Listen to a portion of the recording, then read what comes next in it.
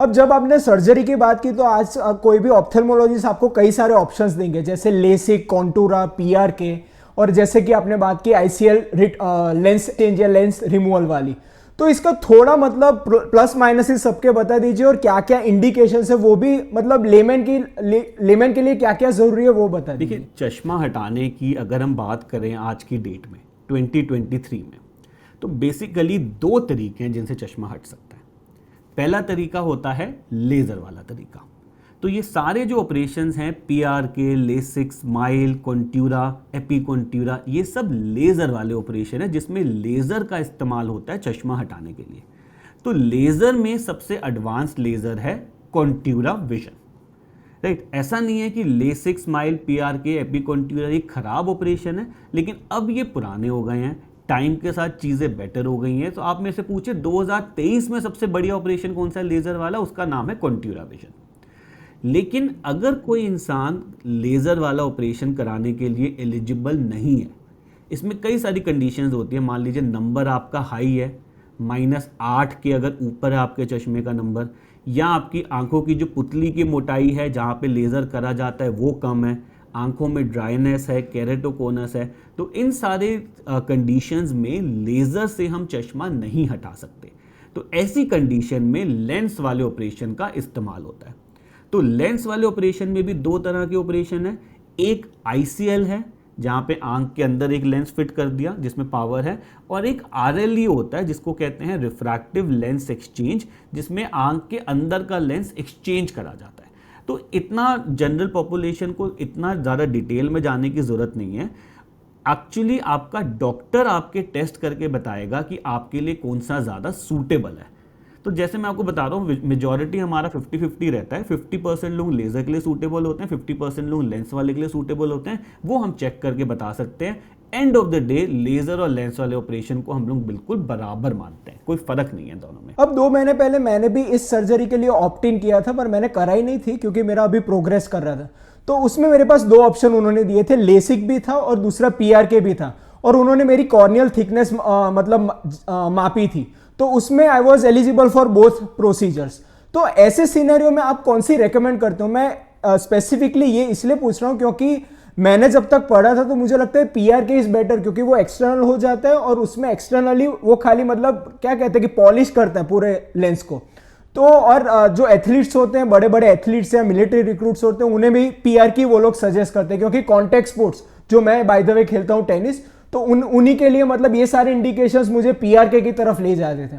तो ऐसे खाली लेसिक और पीआरके का थोड़ा डिफरेंस आप समझा दीजिए, क्योंकि नेक्स्ट टाइम अगर कोई हमारा व्यूअर वहां जाए तो वो इन्फॉर्म रह जाए। देखो डॉक्टर स्मिथ, क्या होता है कि पीआरके जो टेक्नोलॉजी है ना, ये 30 साल पुरानी है। तो ऐसा तो है नहीं 30 साल में चीज़ बेटर नहीं हुई। तो पीआरके का जो एडवांस्ड वर्जन है उसको हम लोग कहते हैं एपी कॉन्ट्यूरा, और लेसिक का जो एडवांस्ड वर्जन है उसको हम लोग कहते हैं कॉन्ट्यूरा। अब एपी कॉन्ट्यूरा और कॉन्ट्यूरा की इंडिकेशंस अलग है।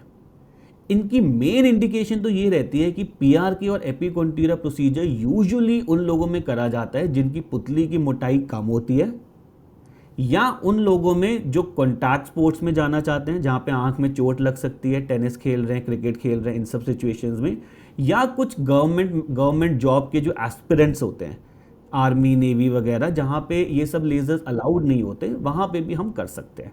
लेकिन आज वो स्कार उसमें स्कार नहीं आता। लेकिन आजकल पीआरके तो एक तरह से ऑब्सोलीट हो गया है। आजकल हम सब लोग एपी कॉन्ट्यूरा पे या स्ट्रीम लाइट पे शिफ्ट कर गए हैं, एपी कॉन्ट्यूरा जो उसका नाम है, क्योंकि उसके रिजल्ट्स और बेटर आते हैं। लेकिन जो क्वालिटी कॉन्ट्यूरा में आती है, जैसे लेसिक का एडवांस फॉर्म जो कॉन्ट्यूरा है, कॉन्ट्यूरा विजन, जो क्वालिटी उसमें आती है वो पीआरके या एपी कॉन्ट्यूरा में नहीं आ सकती।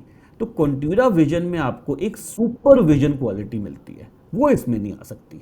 तो पीआरके के इंडिकेशंस अलग, कॉन्ट्यूरा के या लेसिक के इंडिकेशंस अलग। लेकिन अगर एक नॉर्मल इंसान जिसका बहुत ज़्यादा कॉन्टैक्ट स्पोर्ट्स नहीं है, जैसे मतलब एज प्रोफेशनली नहीं खेलना, कभी कभी लेजर के लिए खेलना, रिक्रिएशनल एक्टिविटी है, उनके लिए कॉन्ट्यूरा विजन में ज़्यादा सजेस्ट करता हूँ।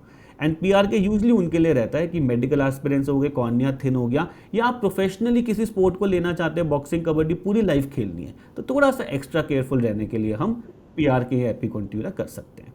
बट क्वालिटी वाइज अगर बात करें तो कॉन्ट्यूरा में जो क्वालिटी आती है कॉन्ट्यूरा विजन में, वो अनकंपेरेबल है और किसी में आ नहीं सकती। आपने अभी एक आई मॉडल दिखाया, तो उसमें से ये दो डिफरेंसेस क्या आप समझा सकते हैं हमारे दर्शकों के लिए, मतलब डेमोन्स्ट्रेटिवली लेसिक का, कि लेसिक में क्या होता है और पीआरके लेसिक पीआरके का डिफरेंस समझा देता हूँ। हाँ, ऊपर से मतलब तो देखो, ये दोनों जो ऑपरेशन है लेसिक या पीआरके, ये दोनों इस स्ट्रक्चर पर होते हैं जिसको हम लोग कहते हैं काली पुतली।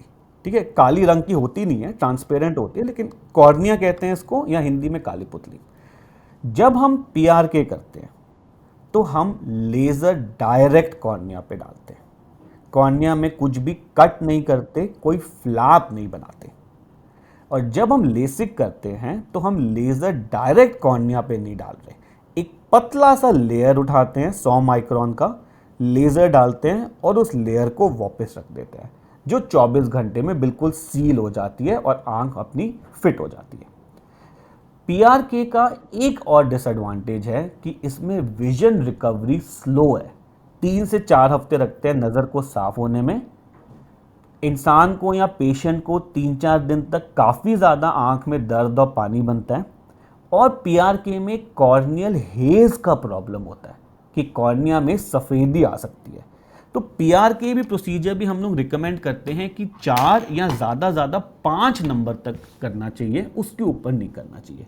तो देखिए, ऐसे ना वीडियो कॉल में बात करके बड़ा मुश्किल है समझना कि what is good for you, but yes if you से कि भाई डॉक्टर ने बोला पीआरके भी एलिजिबल हो, लेसिक भी एलिजिबल हो, so then my recommendation would be more towards LASIK. And उसके 2-3 रीजंस हैं, लेसिक नहीं कॉन्ट्यूरा के टुवर्ड्स में रिकमेंडेशन रहती है कि लेसिक तो पुराना हो गया।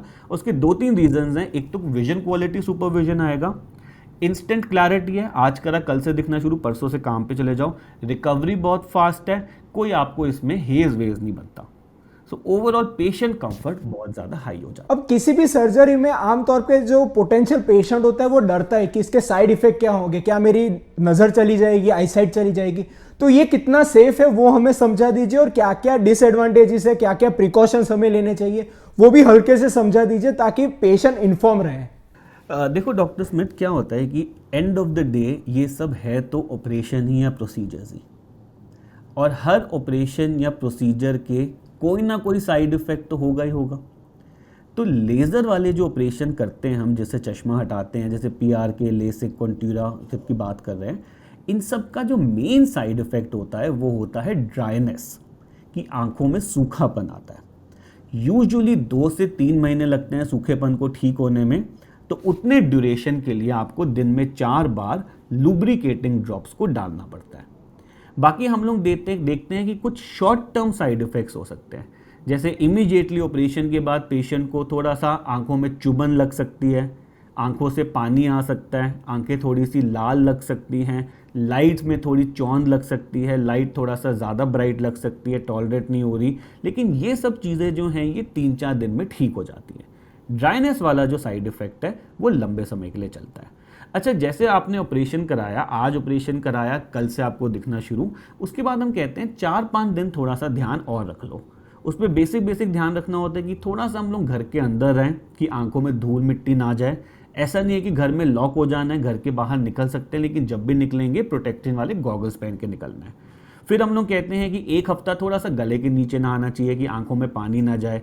1 हफ्ता थोड़ा सा मोबाइल कंप्यूटर कम कर देना चाहिए। 1 हफ्ते बाद अपने रोज़मर्रा के आप काम शुरू कर सकते हैं। रोज़मर्रा के काम का मतलब होता है घूमना फिरना, गाड़ी चलाना, पिक्चर देखना, टीवी देखना, घर के काम, ऑफिस के काम, कंप्यूटर 15-20 घंटे, ये सब शुरू कर सकते हैं। लेकिन कोई भी हैवी काम जैसे gymming, jogging, running, swimming, cricket, football, adventure करना है, स्काई डाइव करना है, पानी के अंदर जाना है, अंडर वाटर डाइव करना है, मछलियाँ देखनी है, ये सब चीज़ें 1 महीने बाद रिकमेंडेड है। हाँ, एक इंपॉर्टेंट पॉइंट मैं बोल देता हूँ। लोग ना ये पूछते हैं मेरे से कि डॉक्टर साहब, चलिए आप सब बोल दिया आपने कि भाई बहुत सेफ है, कोई टेंशन नहीं है, करा लो, कोई प्रॉब्लम नहीं है, बुरा से बुरा क्या हो सकता है? मान लो हमारी किस्मत बहुत ही ख़राब है, तो क्या हो सकता है बुरा से बुरा? क्या कोई अंधा हो सकता है, या क्या कुछ ऐसा हो सकता है कि पूरी लाइफ हम परेशान हुए, रिग्रेट हो कि यार हमने तो गलती कर दी है करा के?